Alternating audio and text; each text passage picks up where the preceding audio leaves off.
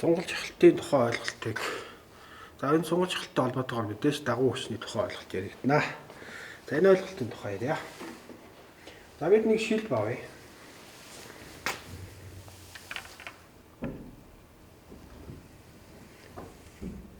Шил бавъя.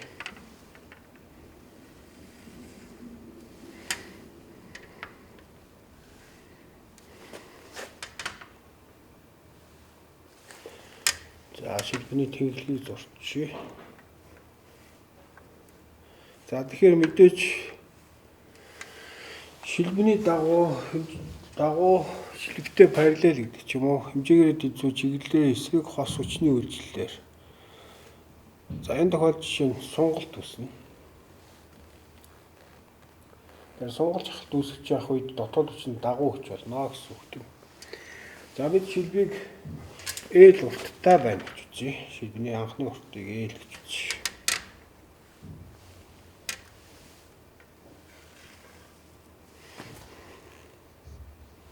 L гэсэн урттай байг. Анхны урт.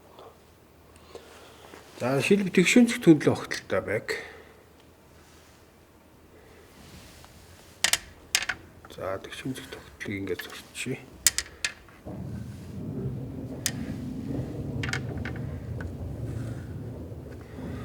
За тэгшүнцэгтийн хөндийн төвийг төв тэнхлийг тэгшмийн тэнхлүүд татчих ингээд Y X гэдэг. За тэгшүнцэгтийн талуудыг суурийн хэмжээг B гэж үзье. Энд H гэдэг чи өндрийг нь H гэдэг.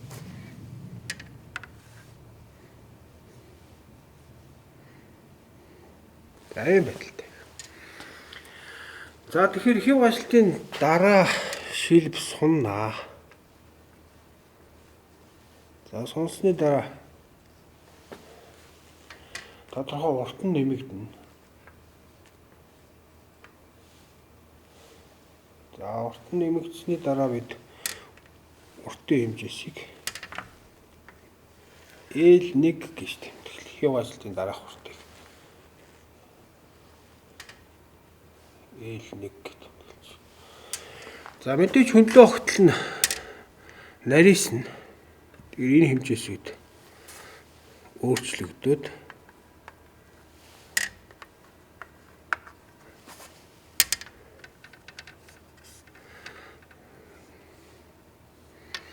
за тэгэхээр бид шүүн дэлгэсээ жоохон олдуулчих.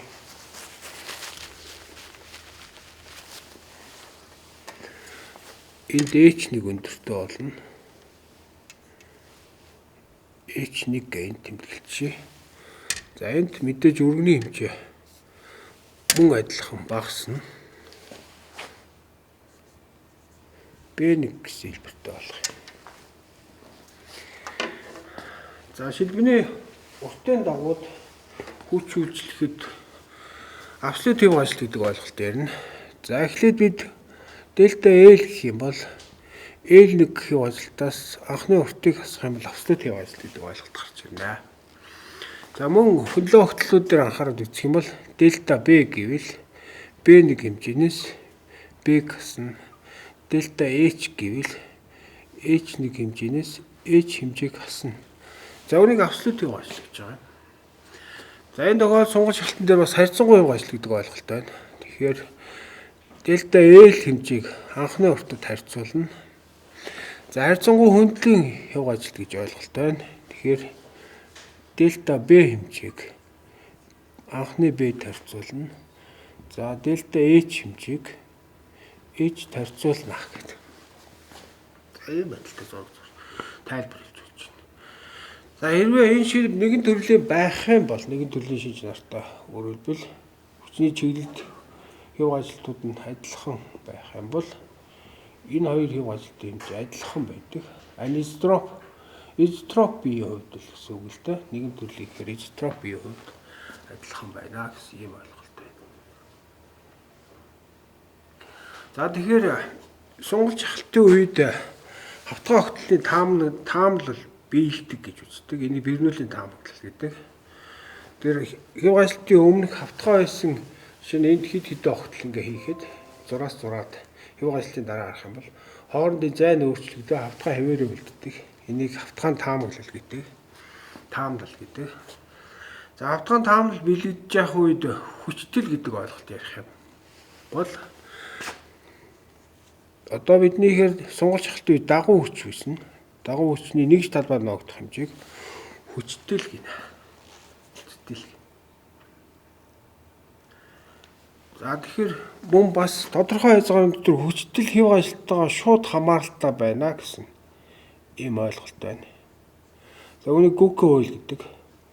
Гүкэ хууль. Гүкэ хууль.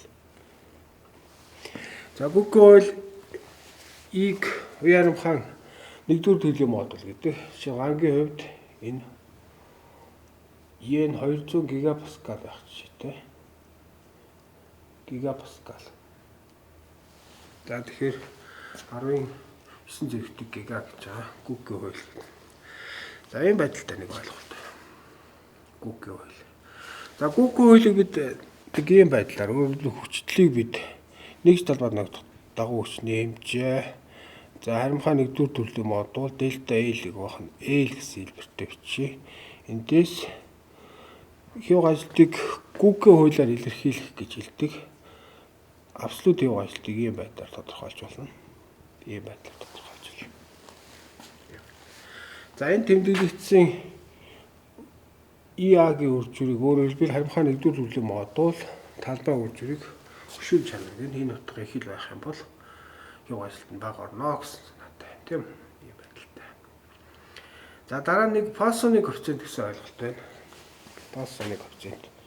За бид μ гэж тэмдэглэх юм бол эпсилон штрихийг эпсилонд абсолют тутамд харьцуулсан харьцаа. Харьцангуй хөндлөн хэв гашлтыг харьцангуй дагуу хэв гашлтанд харьцуулсан абсолют харьцааны утгыг бид нэр Поссоны коэффициент гэдэг. Поссоны коэффициент. Поссоны коэффициент. За Поссоны коэффициент бол байгаль дээр тгээс 1.5 хүртэл утгатай байдаг. Өөрөөр хэлбэл μ гэх юм бол тгээс 1.5 хүртэл утгатай байдаг юм. Тэгэхээр материал надрахаа болох тусам энэ хэмжээ нэмэгдсээр байгаад 1.5 орчим байдаг. За гангийн хувьд болохоор 125-аас 133 хооронд байх жишээтэй. Ган дээр.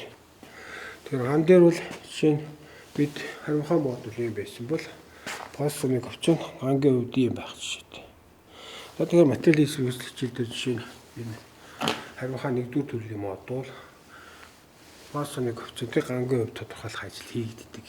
Ийм лаборатори ажил хийгддэг гэж. За шилбэний уртын дагуу хүч буюу дотоод хүч хэрхэн тархсныг харуулсан графикийг дагуу хүчний эпүр гэдэг.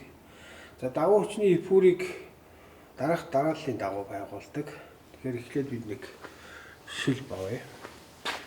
Шил бавъя. За ихтэй байралтай шил бавъя гэдэг ингээд авчих. Ийм шил бавъя. За тэглэгийг ингээд зурчих. Шил бавъя. За шилбэний нэг үзүүрийг хөдөлгөөнгүй бэхэлсэн байг. Зоолтон бэхлэгээр ингээд бэхэлсэн байг. За энэ үед шилбэн дээр төгсгөл дээр нь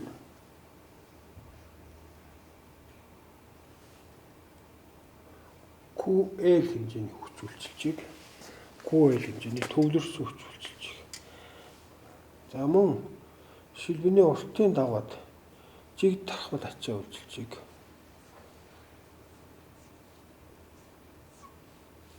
За энэ хэмжээг Q гэж үзье.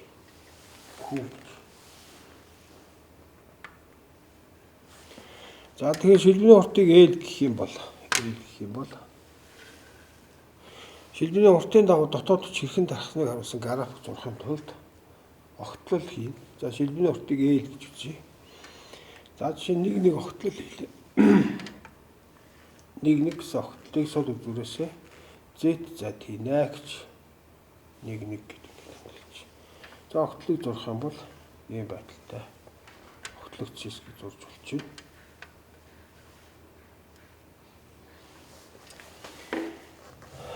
За эхлээд төвлөрсөн хүч байгаа. QL хэмжээний төвлөрсөн хүч.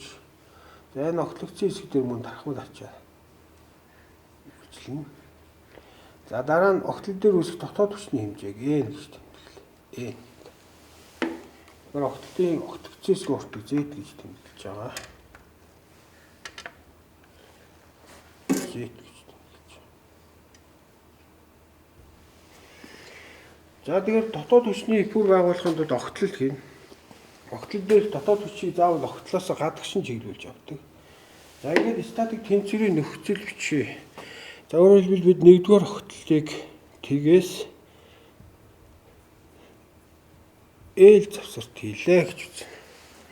За нэг тэгвэл шилбэний уртын тэнхлийн дагуу Z тэнхлэг байлаа гэж үзэх юм бол Z тэнхлэг дээр хүчнүүдийн проекцч нэ гэж статик тэнцвэрийн нөхцөл гэсэн. За эхлээд QL-ийг хасах тэмдэгтээ авчие. QL хасах тэмдэгтээ. Тэгвэл хасах нь энд Q тархмал ачаа байгаа. QZ хэлбэртэй болно. За ингээд дотоод хүч N нэмэх тэмдэгтээ болно гэж. За эндээс дотоод хүчийг тодорхойлсон тэгштэл үчих юм бол QL-ээс хасах нь нэмэх нь юм байна. QZ хэлбэрийн тэгштэл үчиглээ. За ингээд бодвол Z тогтлол тэг үед гэвэл дагуу хүч нь N дагуу хүч нь QL хэмжээтэй тэнцвэр боллоо. Z тогтлол нь L үед бодох юм бол 2 QL хэмжээний дагуу хүч үүслээ. За ингээд график буюу бүр байгуулах юм бол нэг шугам авдаг. Ихтэй тэнхлэгтэй шилбэний тэнхлэгтэй параллел шугам авна. За ингээд энэ шугамуудыг бид суур шугам гэж үлдэг. Суур шугам авлаа. За эхлээд бид тодорхой масштаб хэрэгжүүлж болох юм. Масштаб тэр нь материалын хэсгээс тойм хэлбэрээр зурдаг. Тэгэхээр энэ дагуу хүчний бүр N гэх юм бол. За эхлээд нэгдүгээр огтлол тэг үед QL хэмжээний дотоод хүч үүссэн. За дотоод хүч нь мэдээ дагуу хүч байна. За энд 2 QL хэмжээний дагуу хүч үүссэн. За пүрийн дарпич хэлбэртэй зурагдлаа. Энд нэмэх тэмдэгтээ ингээд зурааслана. За зурааслахдаа шилбэний тэнхлэг төрфийн төвлөрөөр зурааслана. Эсвэл сургууч үдээр жигэд өнгөөр будсан байдаг. За ер нь бол зурааслах санаа нь бол шилбэний тэнхлэг төрфийн төвлөрөөр байна гэж хэлбэрээр тайлбар хэлдэг.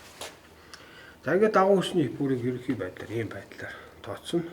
Дагуу хүчний хипүр байгуулдаг гол зорилго нь бол шилбэний батхын тооцоо ихэд дотоод хүч хаана их вэ? Тэр газар аюултай тогтол бий болдог. Тэгээд тэрийг тодорхойлохын тулд хипүр байгуулдаг. За бидний тохиол зоолтон дээр хамгийн их сунгах хүчтэй хүчийг үүснэ гэд батхын тооцоо шашны болцоотой боллоо. За сунгах шалтгааны тухай ойлголтыг ингээд дуусгая.